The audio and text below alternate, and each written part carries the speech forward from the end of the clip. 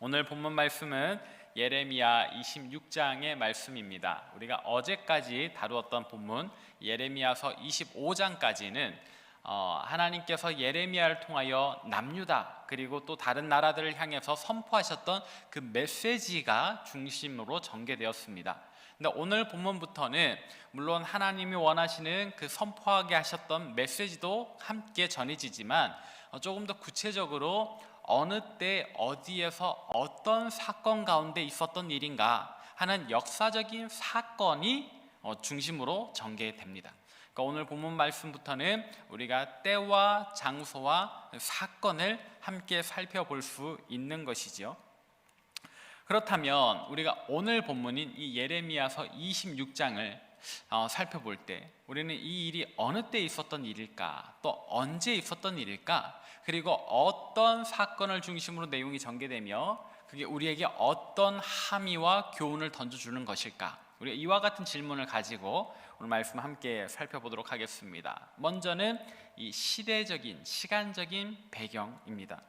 우리 오늘 본문 말씀의 시간적인 배경을 살펴볼 수 있는데 이 일은 언제 일어난 일일까요? 우리가 오늘 본문 말씀 1절을 함께 읽어보도록 하겠습니다. 1절입니다. 함께 읽습니다. 시작. 유다의 왕 요시야의 아들 여호야김이 다스리기 시작한 때에 여호와께로부터 이 말씀이 임하여 이르시되 아멘. 자, 우리가 방금 읽은 이 1절이 전해주는 본문의 시간적인 배경은 언제입니까? 유다의 왕 요시야의 아들 여호야김이 다스리기 시작하던 때다. 그러니까 요시야 왕이 죽고 그 아들인 여호야김이 다스리기 시작하던 때에, 이제 막 왕이 되었을 때입니다. 자, 그렇다면 이 두 인물을 잠깐 짚고 넘어가겠습니다. 요시야 왕은 어떤 왕입니까? 이 요시야 왕은 이스라엘이 또 남유다가 서로 악한 길로 누가 더 빨리 가나 이렇게 다투던 때에 정말 빛과 같이 나타나서 남유다의 예배를 개혁했던 사람이에요. 이 사람은 므낫세의 손자입니다. 므낫세는 누구입니까? 히스기야 왕의 아들인데 그보다 악한 왕이 없었더라 라고 평가를 받을 정도로 아주 심각한 왕이었어요. 근데 이 므낫세의 손자로서 요시야 왕은 므낫세와는 전혀 다른 길로 갑니다. 온 유다에 퍼져있던 우상 숭배를 걷어내는 역할을 했어요. 예배를 개혁해요. 그리고 율법책을 찾아서 온 백성들에게 이 모세 율법을 가르칩니다. 우리가 지금까지 하나님을 잘못 믿었구나. 이제 이 율법책을 잘 배워서 이 율법책대로 하나님 원하시는 대로 살아보자 라고 그 기치를 높였던 왕이 바로 요시야입니다. 그렇게 요시야 왕을 통해서 남유다는 다시 한번 그 옛날 히스기야 때의 영광을 재현하고 그 옛날 히스기야 때의 거룩함을 회복합니다. 그런데 이 요시야가 어느 날 애국과의 전쟁에서 죽게 돼요. 그리고 이 요시야 왕의 뒤를 이어서 한 왕이 세워졌는데 그는 애굽으로 포로로 끌려가거든요. 그리고 그 동생이 왕이 돼요. 그게 바로 오늘 본문에 나오는 여호야김입니다. 근데 이 여호야김은 안타깝게도 자기 아버지 요시야 왕과 같은 왕은 아니었어요. 오히려 그 위에 아까 말했던 그 악한 왕 므낫세와 더 가까웠습니다. 그러니까 요시야 때 이 반짝하면서 회복되었던 거룩이 그 아들 때에 다시 무너져 버리기 시작하는데, 근데 오늘 본문 말씀은 요시야 왕이 죽고 이 여호야김이 왕위에 오르던 그때, 그러니까 아직 요시야 왕의 그 거룩함, 그 선한 영향력이 남아있던 때에 있었던 일이다. 이게 머지않아 다 무너져 내리지만 그러나 아직은 요시야의 교훈이, 그 율법대로 살아가고자 하는 신앙적인 열심이 유다에 남아있던 때, 자, 이것이 오늘 본문이 전하는 그 시간적인 배경입니다. 그렇다면 오늘 일은 언제, 어디에서 일어났던 일일까요? 오늘 본문의 장소적인 배경을 함께 살펴보겠습니다. 2절 말씀 함께 읽어보겠습니다. 시작. 여호와께서 이와 같이 말씀하시니라. 너는 여호와의 성전 뜰에 서서 유다 모든 성읍에서 여호와의 성전에 와서 예배하는 자에게 내가 내게 명령하여 이르게 한 모든 말을 전하되 한마디도 감하지 말라. 아멘. 자, 오늘 본문은 어디를 배경으로 전개되고 있습니까? 제가 빨간색으로 밑줄 쳐 드렸지요. 여호와의 성전 뜰에서 일어나는 일입니다. 여호와의 성전 뜰. 자, 이 여호와의 성전 뜰은 어떤 곳이냐? 아까 말씀드린 대로 요시야 왕이 잘 가르쳐서 유다 전역에서, 유다의 모든 성읍에서 하나님을 예배하러 오는 사람들이 끊이지 않습니다. 근데 이 출발지는 각각 다르겠지요. 각자 자기 집, 자기 고향에서 하나님을 예배하러 예루살렘을 향해 와요. 그리고 이들의 그 많은 출발지가 한 곳으로 모이는 곳, 그들의 그 거룩함, 예배를 위한 여정의 그 마지막 끝이 바로 이 성전 뜰이 되는 겁니다. 출발지는 각각 달라요. 그러나 한 곳으로 모여옵니다. 여러분들도 여러분들 가정, 여기 시대 하누리 아파트, 한아름 아파트, 여기저기에서 오셨겠지만 결국 이곳 본당에 함께 모이잖아요. 마치 이런 곳인 거예요. 출발지는 다르지만 깔때기처럼 한 곳에 모여서 하나님 앞에 예배하러 나가기 바로 일보 전에 이 여호와의 성전 뜰에서 이 하나님을 예배하러 온 사람들은 이제 마지막으로 자기 몸과 마음을 정돈을 하는 겁니다. 이제 하나님 앞에 가지고 왔던 이 재물, 자기 집에서부터 끌고 왔을 거거든요. 신약 성경에서는 성전 근처에서 재물 파는 자들이 있었지만 이때는 아직 그런 사람들이 없었어요. 그래서 자기 집에서부터 흠없는 정말 하나님 받으실 만한 재물을 선별해서 혹 이 재물이 상할까 염려하며 정말로 이 재물 하나님 앞에 거룩하게 드리겠노라 한 걸음 한 걸음 조심스럽게 와서 이제 마지막 걸음을 여기 여호와의 뜰에 내딛는 겁니다. 근데 이곳을 배경으로 예레미야가 서서 하나님의 말씀을 선포하는 거예요. 이게 바로 오늘 본문의 장소적인 배경입니다. 이곳은 아주 경건한 곳이지요. 이게 자기의 모든 신앙적인 여정의 하이라이트가 되는 곳이에요. 자, 그럼 이제 오늘 본문에 등장하는 등장인물들을 한번 살펴볼게요. 누가 등장을 합니까? 첫 번째는 당연히 예레미야입니다. 이곳에서 하나님의 말씀을 선포하는 사람. 이제 선포하는 사람이 있으니까 듣는 사람들이 나오겠죠. 본문에 여러 이름들이 나오는데 그 복잡한 이름 다 치우고 그냥 간단하게 이 하나님을 예배하러 온 사람들이라고 칭하겠습니다.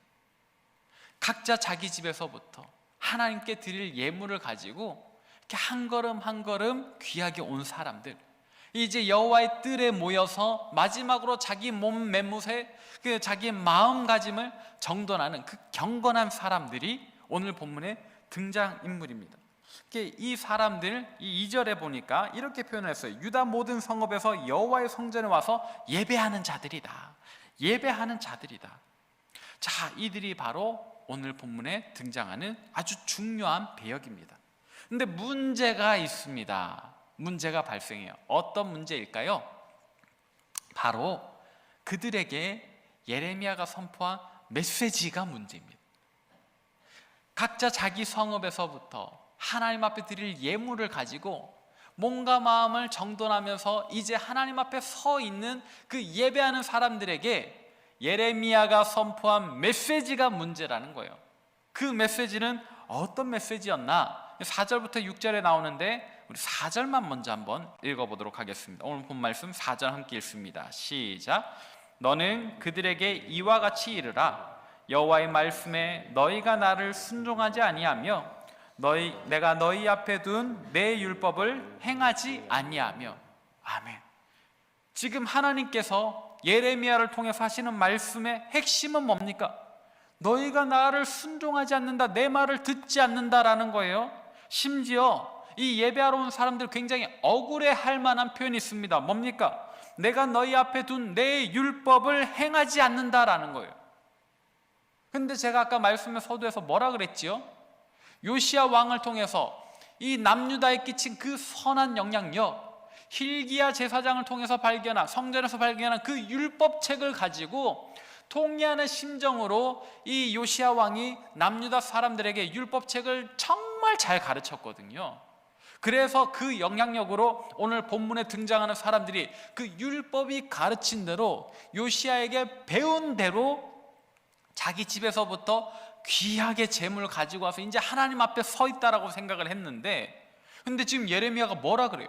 너희가 내 율법을 행하지 않는다라고 해요. 아니, 율법을 배워가지고 그 배운 대로 와서 예배하려고 하는 사람들한테 너희가 율법을 도무지 행하지 않는다라고 이야기를 하니 이게 말이 되는 소리입니까? 이 얼마나 어이없는 일입니까? 하나님께서 예레미야를 통하여 이 말씀하고자 하는 메시지가 이 잘못된 사람들에게 선포되는 것 같아요. 이들에게 선포될 메시지가 아닌 것 같습니다. 그러니까 이 사람들 입장에서는 참 억울하죠. 이 이야기를 들을 때에 그들의 마음이 어떠할까? 우리가 이 기분은 조금 이따가 살펴보고요. 하나님께서 틀림이 없으신 분이신데, 우리 하나님은 실수가 없는 분이신데 왜 이들에게 이런 메시지를 선포하게 하셨는가? 우리가 그 이유를 5절에서 살펴볼 수 있습니다. 오늘 본 말씀 5절을 함께 읽어보도록 하겠습니다. 시작. 내가 너희에게 나의 종 선지자들을 꾸준히 보내 그들의 말을 순종하라고 하였으나 너희가 순종하지 아니하였느니라. 아멘. 자, 여기에서 이제 좀 이해가 되는 거예요. 무슨 말이에요? 그들이 문자적으로 배운 거는 잘 했어요. 요시야를 통해서 율법책이 뭐라고 쓰였나 공부도 많이 했고 그 율법책대로 하나님을 예배하려고 오늘 여기까지 와 있잖아요. 문자대로는 잘했어요. 근데 문제는 뭐예요? 하나님께서 죽어있는 문자가 아니라 오늘 살아있는 선지자들, 자기 종들을 통해서 그들을 향한 직접적인 말씀을 선포하시는데 그 말씀은 도무지 듣지를 않는다는 거예요. 제가 어제도 말씀드렸지요. 이 시대에 하나님께서는 정말 많은 선지자들을 보내셨습니다. 예레미야만 보낸 게 아니에요. 정말 많은 선지자들을 보내서 그들의 영적 상태를 진단해 주시고 그들이 어떤 점을 회개하고 고쳐야 하는지를 생생하게 육성으로 들려주시는데, 이 백성들이 문자는 지키지만 그들의 귀에 들리는 그 살아있는 메시지에는 전혀 귀 기울이지 않더라. 그거는 전혀 듣지 않더라. 이 얘기를 지금 하고 계시는 겁니다. 그들의 무반응을 꼬집어 내시는 거죠. 자, 이어지는 말씀 6절, 하나님 뭐라고 말씀하셨는가 함께 읽어보겠습니다. 6절 말씀 함께 읽습니다. 시작. 내가 이 성전을 실로같이 되게 하고 이 성을 세계 모든 민족의 저주거리가 되게 하리라 하셨느니라. 아멘. 참 무서운 말씀이 와요. 그래도 이들이 하나님 예배하고자 와 있는데 하나님 이들에게 뭐라고 말씀하십니까? 너희가 문자적인 신앙을 잘 지키지만 내가 보낸 선지자들의 말을 안 들으니까 내가 너희를 무너뜨려 버리겠다. 너희가 예배하러 온 이 성전, 솔로몬이 지은 이 아름다운 성전 완전히 무너뜨려서 과거에 너희가 천막에서 예배하던 그때 같이 만들어주겠다. 이 실로라는 곳이 그런 거거든요. 약속의 땅 가나안 땅에 이 이스라엘 민족이 들어왔을 때 이 실로에 그 성소가 있었던 거예요. 아직 성전이 지어지기 전에. 그러니까 그때로 되돌려 버리겠다라는 이야기예요. 너희가 다시 유목민처럼 되는 거고 너희가 이곳에 정착한 거주민이 되기 이전의 상태로 내가 너희를 돌려버리겠다라는 얘기를 하는 거예요. 그 다음 표현은 더 무섭잖아요. 이 성을 세계 만국의 저주거리가 되게 하리라. 이 놀림거리, 비아냥거리를 만들어버리겠다 하는 이런 이야기를 하는 겁니다. 이 경건한 자들, 오늘 하나님을 예배하러 온 자들이 들은 메시지가 이런 메시지예요. 여러분들이 만약 본문에 등장하는 이 남유다 사람이라고 한다면, 이 하나님을 예배하러 온 사람이라고 한다면 이 메시지를 들을 때 어떤 기분이 들겠습니까? 뭐 이렇게 역할극하지 말고 당장 오늘 우리가 지금 이곳을 이렇게 예배하고 있는데 누군가가 갑자기 문을 활짝 열어 제끼는 겁니다. 저 뒷문을 열고 들어와서 정중영 목사 그렇게 설교하면 안 돼요 라고 외친다면, 여러분들 지금 뭐 하고 있는 겁니까? 제대로 좀 예배하십시오 라고 소리친다면 여러분들은 어떤 마음을 가지시겠습니까? 대번에 기분 상하지 않겠어요? 저 사람 뭐야? 이런 생각이 들지 않겠어요? 오늘 본문 속에 이 예배하러 온 자들, 이 경건한 자들도 마찬가지입니다. 그런 생각을 했어요. 그래서 우리가 다 읽지는 않겠지만 이어지는 이 뒷얘기에는 바로 그런 얘기인 겁니다. 제사장들이, 레위인들이, 이 모여온 경건한 자들이 화가 난 표정으로 예레미야를 둘러싸여, 그리고 붙잡아요. 그리고 그를 막 멱살을 잡고 흔드는 겁니다. 그리고 그에 대해서 뭐라고 이야기를 하는가? 오늘 본 말씀 8절인데요 오늘 본 말씀 8절을 한번 보도록 하겠습니다. 저기 제가 빨간 줄 쳐드렸어요. 저것만 보세요. 뭐라고 그래요? 네가 반드시 죽어야 하리라. 넌 뭐하는 사람이야? 너 뭔데 지금 우리한테 말도 안 되는 소리를 하는 거야? 신성모독이야. 너 죽어야 되겠다. 완전히 목숨에 협박을 가하는 겁니다. 이 이야기가 오늘 본문 말씀 마지막 절까지 쭉 가요. 다행히 예레미야를 돕는 사람들이 있어서 뭐 이렇게 일면식이 있었던 사람들은 아닌 것 같지만 그래도 예레미야를 도와서 오늘 죽지는 않게 해요. 이것이 오늘 본문이 기록하고 있는 그 당시에 있었던 일입니다. 역사적인 사건입니다. 경건한 자들이 율법을 잘 배워서 그 율법대로 예배하러 왔는데 예레미야가 너희 잘못하고 있다. 너희 멸망할 거다. 그래서 이 사람들이 예레미야를 죽이려고 달려들었던 상황. 자, 이 역사적인 사건을 두고 우리는 무엇을 깨달아야 할까요? 우리는 어떤 교훈을 얻어야 할까요? 그것은 바로 우리의 신앙생활을 해나가는 방법에 관한 것입니다. 우리의 신앙생활은요 절대로 정형화되어서는 안 됩니다. 좀 더 구체적으로 말하자면 어떤 습관처럼 굳어져서는 안 된다는 말입니다. 예배 시간 잘 지키는 거 중요하지요. 우리 예배 시간 전에 미리 와서 일찍부터 자리에 앉아서 기도함으로써 예배를 준비한 건 참 중요한 문제입니다. 그리고 사도신경 주기도문 잘 외워서 틀리지 않는 것도 참 중요한 일입니다. 그러나 신앙생활은 그런 것만 잘한다고 제대로 하는 게 아니라는 거예요.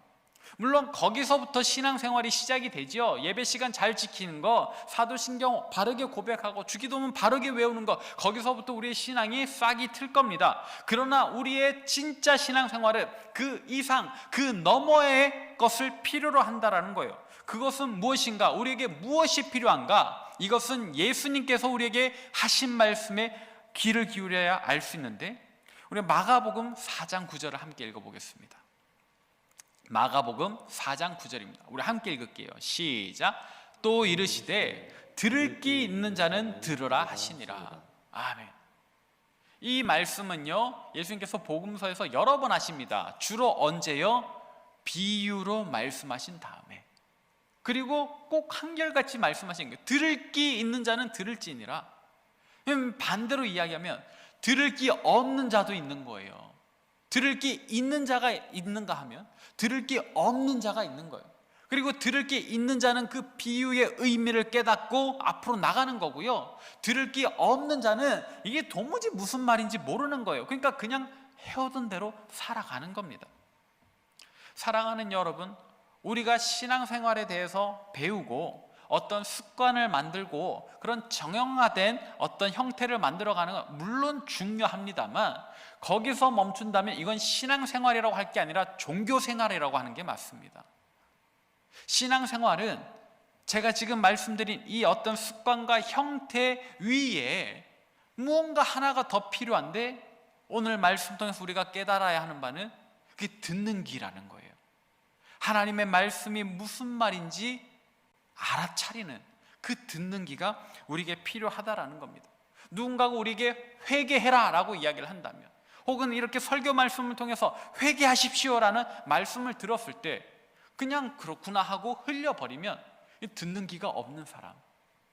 근데 그 말씀이 들려왔을 때 왜 나한테 회개하라고 하지?